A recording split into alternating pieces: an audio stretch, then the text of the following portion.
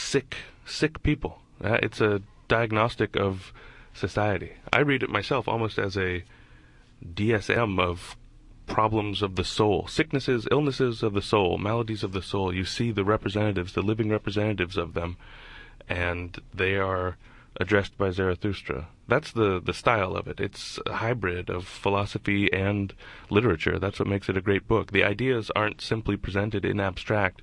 They're embodied in characters, and those characters are the physical manifestation of those ideas. That's one of the key points of the book, I would think, that this issue of embodiment. And the book itself begins with this epigram or subtitle, a book for all and none.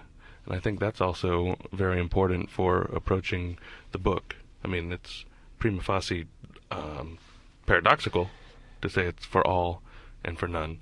But I think it's meant to speak to all of us qua human. Insofar as we're human, this book is for us. But insofar as none of us are the Übermensch, or the Overman, if you will, and we should speak about that definitely, it's for none. Yeah, we will. We'll speak about various doctrines that are contained, articulated in the book. I would say that the literary genre through which it comes to us puts those doctrines sometimes in doubt about whether they're intended in the way that many readers have intended it. You refer to the subtitle about a book for everyone and no one. This, in a certain way, is a prelude to Zarathustra's self-presentation at the beginning of the book, where he has been living in solitude for the last 10 years, and he decides to come down from his mountain, where he has been a no one, vis-a-vis, the human society below, and he descends into the marketplace, which is the place of everyone, if you like. And there he begins his preaching to all these people that you were referring to. Yeah. And, of course, it could be that he's preaching to everyone, but no one really understands it, do you think? Yeah.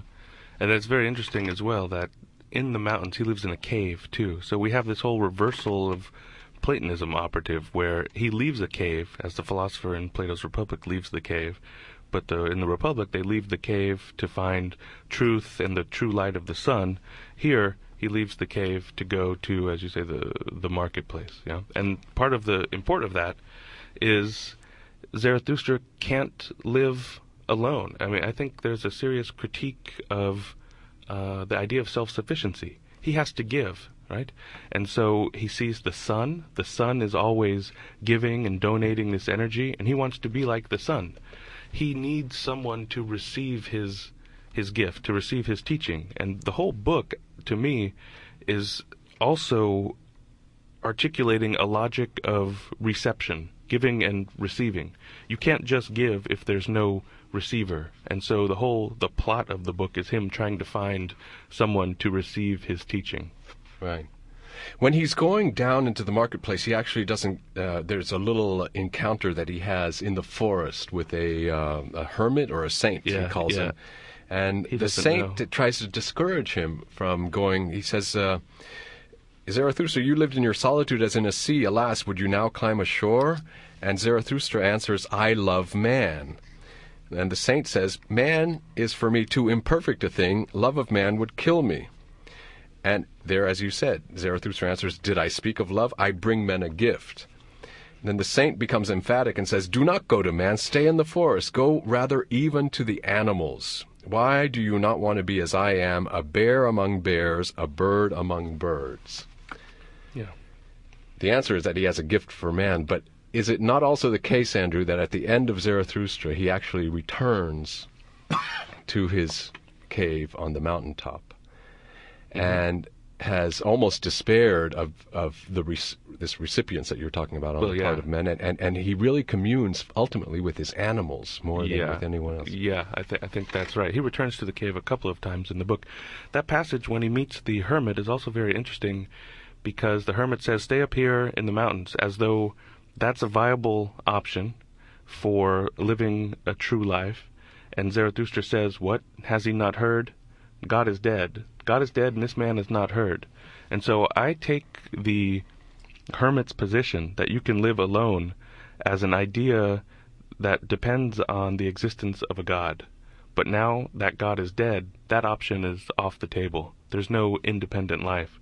There's only this social project that we have here with each other in a human community.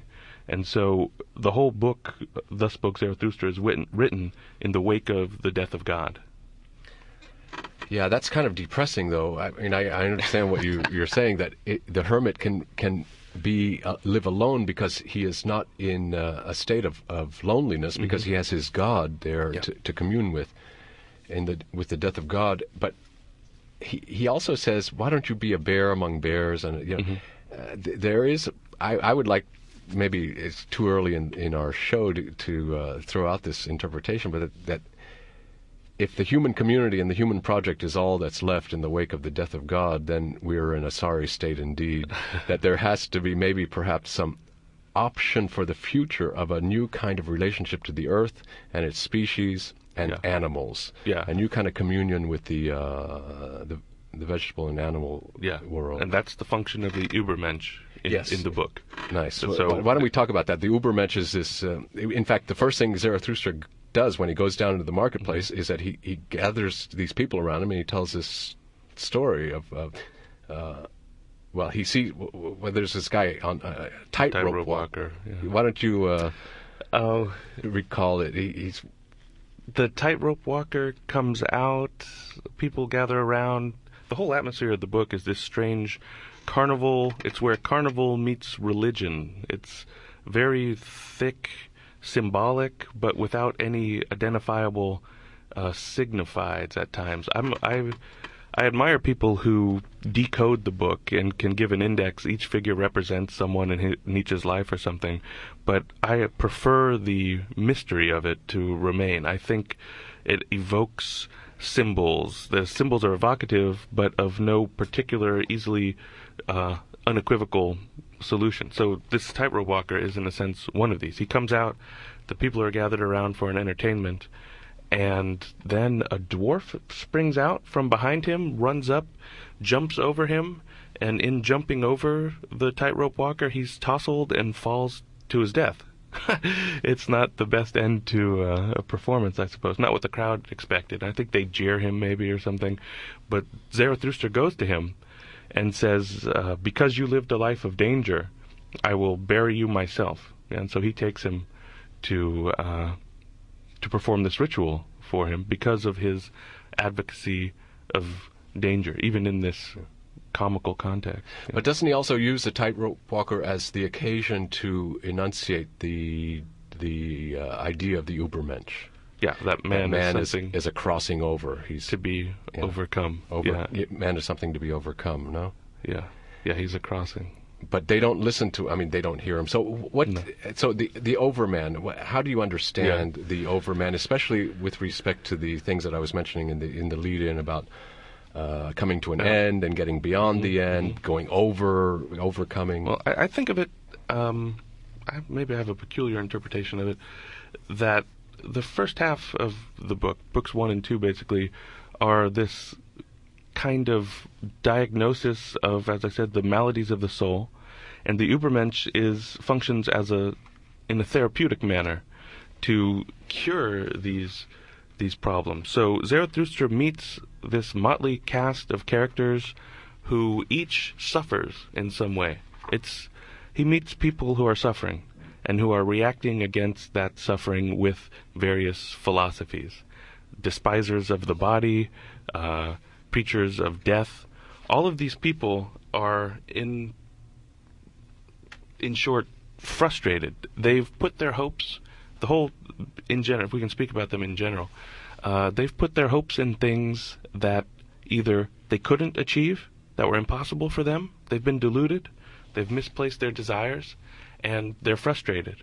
That frustration turns inward, involutes, poisons them. And out of the bile and frustration of their inability, they give birth to these philosophies, Christianity, for example, that preach another world where they would be saved or redeemed. People whose life is failure. They've misplaced their desires in things. They thought that objects could satisfy them. Or So there's two sides to it. They've either placed their desires in something they can never have, or in something they can have. And when they get what they wanted, there's no satisfaction in that. They find, as everyone does, that life is more than these possessions. And so they're dissatisfied too. And that makes them think that life played a trick on them, and they have to attack life. So all of these people he meets have, in various ways, turned against life because they feel it's double-crossed them because of where they've located their treasure, their desire. And to them, Nietzsche, Zarathustra, offers the Übermensch. You've misplaced your longing, your desire, on something you can achieve, or you can't achieve.